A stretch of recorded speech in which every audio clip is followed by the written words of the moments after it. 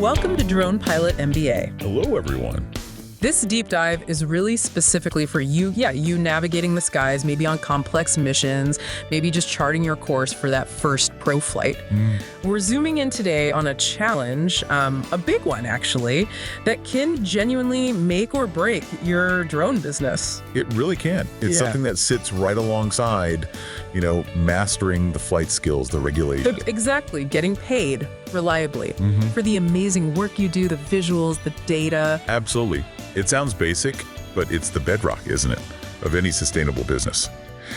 Yet it's an area where so many pilots, really talented ones, hit friction. Yeah, serious friction. So to help us tackle this, we've dug into a really valuable resource. We have. It's an insightful article by Tony Marino, right from the Drone Pilot MBA blog itself. That's the one. It's called Drone Income Hacks: Overcoming Slow and No-Pay Clients. And maybe hacks isn't quite the right word. It's more fundamental business wisdom, wouldn't you say? Totally agree. Less quick fix, more solid strategy. So our mission today is to really unpack this article. Pull out those key strategies Marino outlines. And give you practical steps, things you can actually use to conquer these payment headaches. Make sure you get compensated fairly for your expertise, for the value you bring. Right. Let's get into it. Okay, so the article kicks off by setting the scene. It acknowledges something you probably see every day if you're in this world. Oh, yeah. The drone industry is just, booming. Phenomenal growth. You see it everywhere. Demand is surging across so many sectors: real estate, construction, mapping, agriculture, entertainment. The list just keeps growing, doesn't it? It really does. It feels like a bit of a golden age for opportunity. Yeah. New tech, new applications, new clients. It's exciting. It absolutely is. But Tony Marino's article immediately pivots. It looks at the flip side of that rapid growth. Right. The persistent, deeply frustrating problem: getting clients to pay on time. Or sometimes, sadly, getting them to pay at all. And the piece makes this really interesting link. It connects this payment friction directly to the market boom, which feels a bit counterintuitive at first, It does seem odd, doesn't it? Shouldn't more demand mean smoother deals? You'd think so. But it's a really critical insight in the article. As the market grows, there's more work, but there's also a huge jump in the number of service providers, people getting into the space. Okay, makes sense. More competition. Exactly. And this burgeoning landscape, while it creates opportunity, it also, unfortunately, leads to an uptick in payment disputes, delayed invoices, clients trying to push the boundaries on payment terms. So pilots suddenly find themselves doing more than just flying. Precisely. You're not just a skilled operator anymore. You're potentially having to become a debt collector too, balancing the quality work with that tedious, time-sucking task of chasing payments. That balancing act, that's where the stress really hits home for a lot of pilots, I bet. Definitely. Yeah. And the article brings this to life really well with a couple of relatable scenarios, lessons from real pilots. Yeah, like the story of Sarah, the real estate photographer using drones. Her situation is so classic, doing fantastic work, delivering these stunning aerials of luxury properties. But just waiting and waiting to get paid. Constantly. Sometimes, the article says, weeks, even months after the shoot was done and the photos delivered. Imagine that, finishing a big job and then nothing for 90 days. That cash flow squeeze is just debilitating for a small operation. Absolutely crippling. But the article highlights this relatively simple shift she made, a strategic change. Which improved things drastically for her. What was it again? She implemented a policy, a 50% upfront deposit, before she even scheduled the flight or, packed her gear. Just that one change. That one adjustment, Marino points out, it fundamentally shifted the dynamic. It got financial commitment from the client right from day one. Covered her initial costs too, presumably. Travel, prep time. Exactly. Battery cycles, all of it. And it made more importantly, it acted as a clear signal. This is a professional service. These are professional terms. And the result? The article notes it eliminated the vast majority of her payment headaches. Simple, but powerful. Wow. Okay. And then there's Mark's story, the event videographer. Right. His is a slightly different angle on the same core problem. He learned the hard way that even long-term clients, people you trust, can sometimes become slow payers. Ouch. That's tough when it's someone you have a relationship with. Yeah. So after one project where a regular client really dragged their feet, uncomfortably so, he changed his process. What did he do? Instead of waiting, Mark started sending his invoices immediately after the shoot was delivered. And not just the raw footage, but the final product they agreed on. Okay, prompt invoicing. Makes sense. But crucially, he also made sure his invoices clearly stated the payment due date and explicitly included details about late fees. Ah, adding the consequences right there. Yes, and this wasn't just about getting the money in faster, although that was a huge plus, obviously. Right, there was more to it. The article emphasizes it was about setting clear boundaries, demonstrating the value, the professionalism of his service. So by being upfront, having clear consequences. He wasn't just getting paid faster. He was subtly reshaping that client relationship, building it on mutual respect for the agreed terms. And the article suggests this actually earned him more respect from clients. That's the point it makes. Clients appreciated the clarity, the clear expectations. It increased his standing.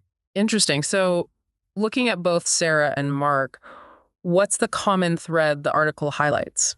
Well, what really comes through consistently from Tony Marino's perspective is the non-negotiable importance of strong, proactive communication right from the start. Okay, communication first. Paired with that, crystal clear written contracts, meticulously outlining everything, not just scope and deliverables, but specifically the payment schedule and terms. Leave no room for ambiguity. None. And finally, the article touches on the value of client vetting, doing a bit of homework where you can to work with businesses known for paying reliably. Makes sense. Choose your partners wisely. The article really grounds this whole discussion, though, by just stating the tough reality.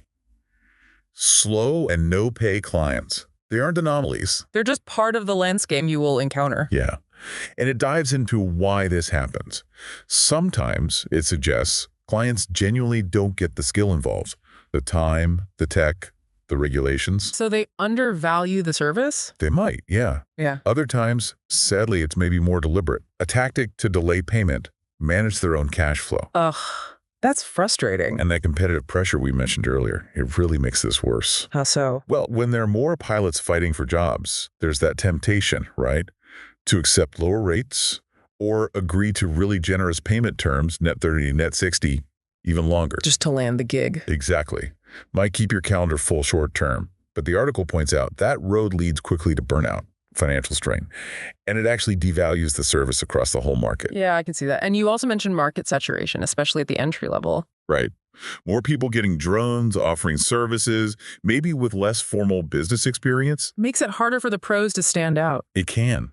Clients might just see a lower quote from someone less experienced and then push back hard on the rates of a pilot who actually understands their costs, their insurance, the real value they deliver. So this is where those solid business practices come back in. This is precisely where the article circles back, emphasizing that these aren't just optional hacks. They are absolutely essential tools for survival, for growth. They let you confidently justify your pricing, stand firm on terms, and attract the right kind of clients, the ones who respect your professionalism. It's about presenting yourself not just as a drone flyer, but as a serious business partner. Okay, so this leads into something the article really stresses. That tricky skill of being assertive, but definitely not aggressive when you have to follow up on payments. Oh, it's such a delicate balance. Yeah. A real tightrope walk. Because you have to stand your ground, right? Stick to your terms. You do. If you don't, it just erodes your credibility. It basically teaches clients they can push you around. But you absolutely can't cross the line into being aggressive or hostile. No way. That can kill your reputation. Negative word of mouth spreads fast, especially in a relatively close-knit industry like drones. So how does the article define assertive here? What does that look like? It means clearly communicating your expectations right from the get-go, setting explicit deadlines for deliverables for payment. And being ready to calmly, professionally enforce the terms in your contract. Exactly. It's proactive, not confrontational. And the contrast with aggressive is? Aggression is, demanding payment rudely, accusatory tones, making threats, using unprofessional language, just bad form all around. The article gives a great example of this, doesn't it? The language to use. It does, a really practical, actionable example. So instead of thinking or blurting out something like, you owe me money, pay up now, which just puts people on the defensive. Right. You use language that's firm, but gives the client a bit of an explanation, while still being clear about why you're contacting them. Like what? Something along the lines of, hello, client name, hope you're having a good week. Just following up on invoice number, which was due on date. Okay. Direct but polite. Then add something like, I'm sure things are busy on your end, but please let me know if there's any issue with the invoice or if you need anything else from me to get this processed. Appreciate you looking into it. Ah, see, that feels totally different. It's clear you're flagging an overdue payment and the date. But it's respectful. It gives the benefit of the doubt. I'm sure you're busy, maintains that professional tone. And the article argues this approach is just more likely to work. Far more likely. It makes it easier for the client to just sort the payment without feeling attacked or cornered. It signals professionalism, reinforces that your terms are serious, but also that you're reasonable to work with. And ultimately, it increases the odds of timely payment. Not just this time, but hopefully on future projects too.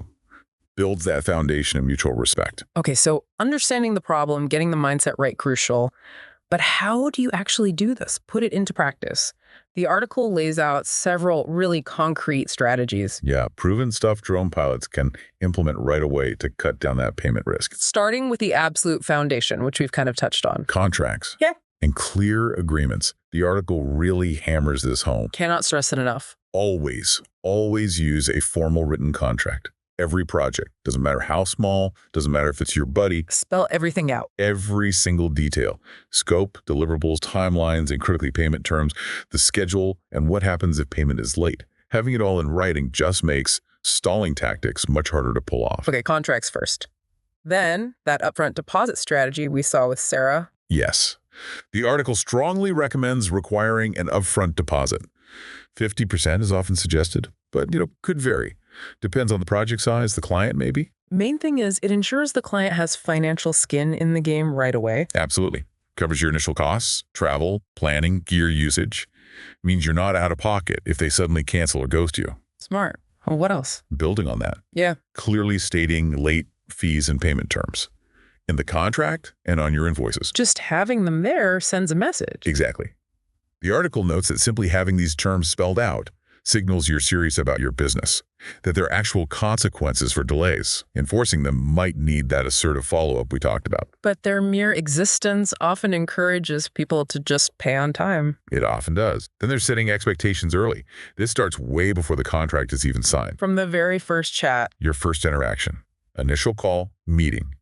Be clear about your pricing structure, your standard payment expectations, deposits, net terms, whatever they are, your whole process. Don't be shy about discussing money. No. The article advises framing it as just part of your professional process, and it's also your chance to really articulate the value you bring, beyond just flying the drone. Good point. What's next on the list? Creating a strong client relationship.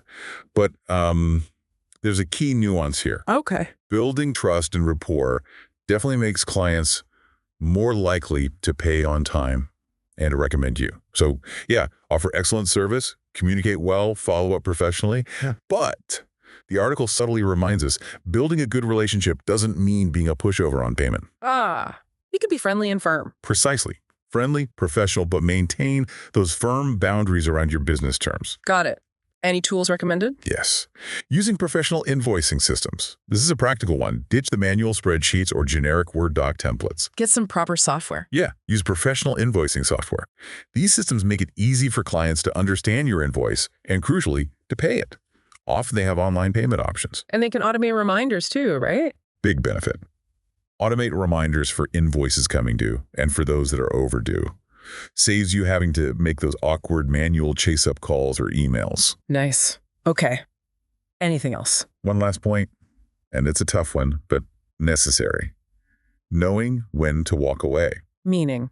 Sometimes, despite doing everything right, clear communication, contracts, setting expectations, you just encounter a client who consistently throws up red flags. Like pushing back hard on contracts, always asking for huge discounts. Or maybe they just have a known reputation in the industry for being difficult payers.